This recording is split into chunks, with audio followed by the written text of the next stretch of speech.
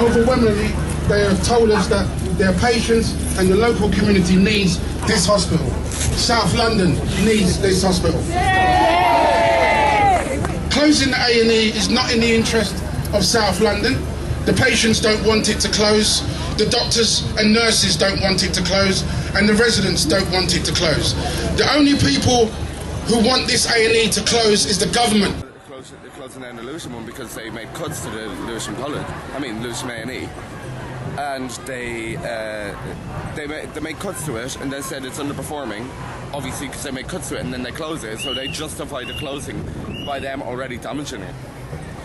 It's everyone knows this is a basic human right.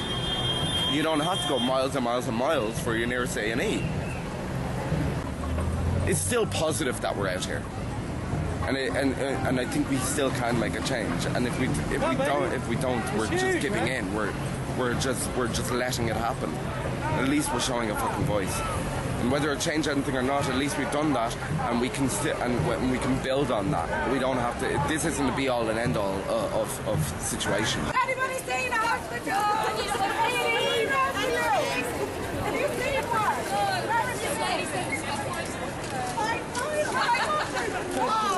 I'm not going to another class. I can't make it. Oh! Where is the hospital? No, is there a hospital? Do you know where the hospital is? Have you seen the hospital? Oh, no. Oh, I'm trying to find a hospital.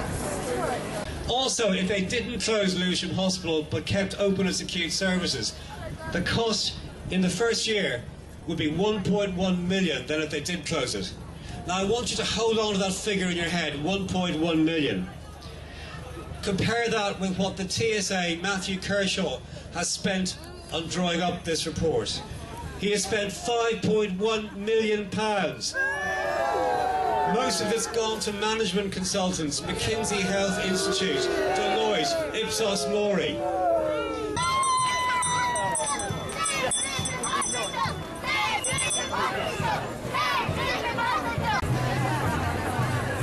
Make cuts in the government, but we wouldn't be doing anything if we were just sitting at home. We should be out right now as citizens, because we shouldn't submit to the system. We should actually go and protest, because it is our right to have a hospital. It's serving a huge local borough. Unless you go to this hospital, if it shuts down, you're going to have to go all the way to Woolwich. It's actually going to cost more money in the long run. It's a very multicultural area.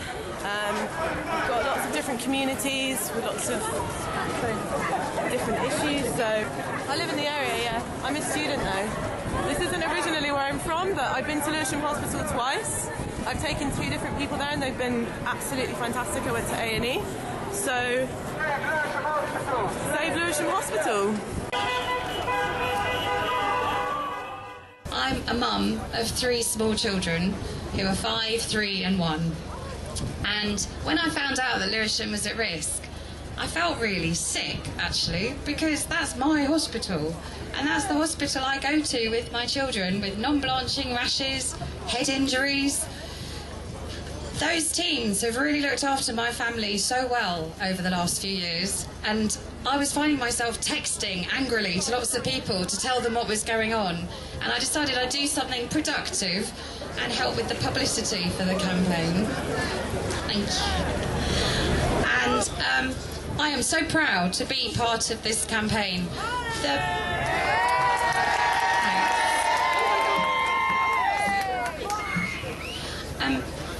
The thing that I find most dangerous, there's lots of dangerous things about these changes. The thing that I am most terrified about is the fact that they are actually effectively, they can cover it up with lots of jargon, but they are removing A&E and maternity services from a whole London borough.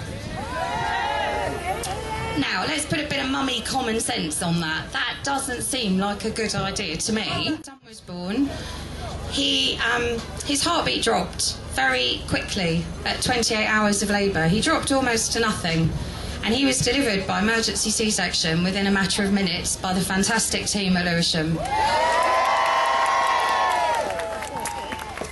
Under Matthew Kershaw's ideas, I would, at the point when I needed an operating theatre, have been put in an ambulance and driven around South London looking for another hospital that had space to perform an emergency C-section. Now, my son had the cord very tight around his neck and he wouldn't have made that journey.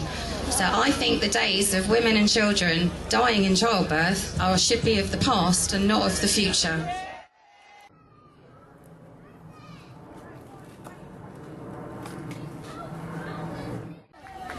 Local services are already buckling under intense pressure. Earlier this week, Bromley A&E closed and ambulances were diverted to other local hospitals as it was at full capacity. Where those patients will go is anybody's guess. We know that we need an A&E based in Lewisham. How many gunshot victims or people suffering from heart attack will die in the back of an ambulance on the way to Guy's or King's in central London? One would be too many.